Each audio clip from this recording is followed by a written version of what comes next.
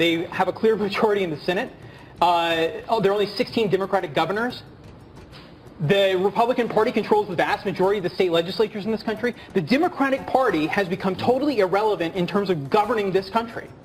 And there's no leader to step up and fill the gap, the vacancy left by President Barack Obama. Hillary Clinton still seems to be the de facto leader, the leader in exile. Is she going to run again in 2020? Look, Hillary Clinton remains a powerful voice. I don't think she's gearing up for a 2020 run, but who knows? I think in a poll we did, the Harvard-Harris poll, there right now isn't a clear leader in the Democratic Party. Most people want to have a new leader. I think in the Democratic Party, just as we didn't know that Barack Obama was going to emerge, just as we didn't know on the Republican side that Donald Trump was going to emerge, I don't think we really know right now who is going to emerge. I think there's going to have to emerge legislative leadership here. And then in terms of political leadership, I think it's going to take a little time. Will people like Governor Cuomo suddenly emerge? Will Cory Booker come in? Will a new round of candidates really come in here to try to re-energize the party? They have a few years to do this. It does happen time and time again. Parties in America come out of the wilderness. So you think that's who the candidates will be then in 2020, either Cory Booker or Andrew Cuomo? You know, I wouldn't place any bets on 2020 yet. But those are the two names you mentioned. That's why. Right. Well, I think they're next on deck in order, I think, to prove themselves. I think they're likely potential candidates. But I think business people may get in after Donald Trump winning. I think business people didn't want to get in the past. Mark Cuban's been talking about it, but there could be a number out there who say, hey, they could do a better job with America. Yeah, they got to focus on 2018. Deval Patrick, he was a governor, and now he works in business. Where's Mr. Patrick been? Yeah. Well, Michelle Obama did very well in the Harvard-Harris poll. She did surprisingly well as a first-round potential candidate. She said she wouldn't do it, though, Yeah, right? the first lady, you only needed to look at the expression on her face on Inauguration Day earlier this year to know that I don't think that she ever wants to be back in Washington done. in a political capacity. I don't know, but done. she has potential. She has real potential, no question. Here's why, Mark, here's why I think you're wrong that a new leader will emerge. It hasn't happened yet.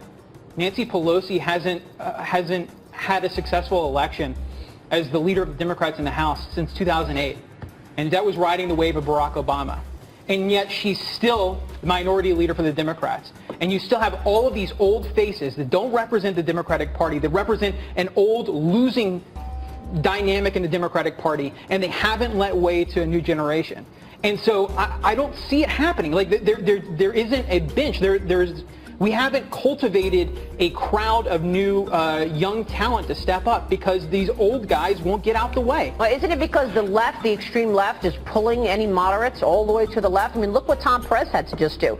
He wins the chairman of the DNC, and then he has to put Keith Ellison as his deputy. Keith Ellison is dragging him all the way to the left. That's not what the people want, Mark. No.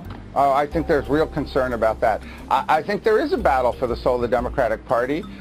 Remember, President Clinton and originally Hillary Clinton came out of the DLC and the centrist wing of the Democratic Party. Will that reemerge? I think the left is showing very strong strength, and you're seeing it, I think, in some of the ways that senators and others are acting. But I don't think that's the end. The broader the primary situation, and I hope they fix some of the primary rules and go to more primaries and fewer caucuses, and that'll give voice to the full breadth of Democratic voters. Well, yeah, and Tom Perez just cleaned house at the DNC, so we saw that. He actually sent out a memo saying, hey, all staffers, bye-bye, new blood's coming in, and I think they need to do this, especially because they've got to focus on 2018. So this talk about 2020 is nonsense. They need to figure out how they get seats back and how they try to get people in office that could lead their party forward. So I think all this talk about 2020 is a distraction, but I think Tom Perez is taking the right first step in cleaning out the DNC. What do you think? Because Donna Brazile in there leaking things, questions to Hillary Clinton to the detriment of a lot of the people in the party who wanted Bernie Sanders. Look, they're going to have to build a new organization. What happened in the last election, obviously, I think split the party rather than united the party. Right. But I think also people are going to be looking, is the DNC going to be fair to all candidates? Will it further the process of finding a new leader? Will we wind up with just a couple of leaders who've already been there in the past, or will fresh candidates really be encouraged to emerge here? I think typically they really do. Well, It's very hard to predict it this far out, but I would be surprised if any of us gets it right. Plus, who is the Democratic nominee? The Democrats are so angry over Donald Trump that it may very well be that their, outcome, their turnout rather, for the 2018 election will be very, very strong because they want to defeat the Republicans and Donald Trump.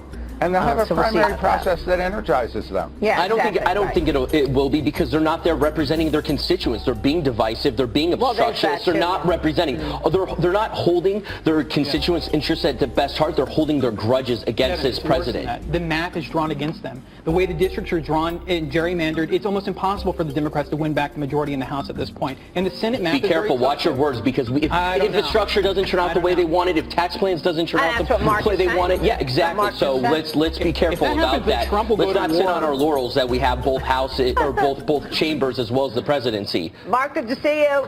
Thank you. Thank you so much. Mark Penn will be watching, obviously, an exciting moment in time. Coming up.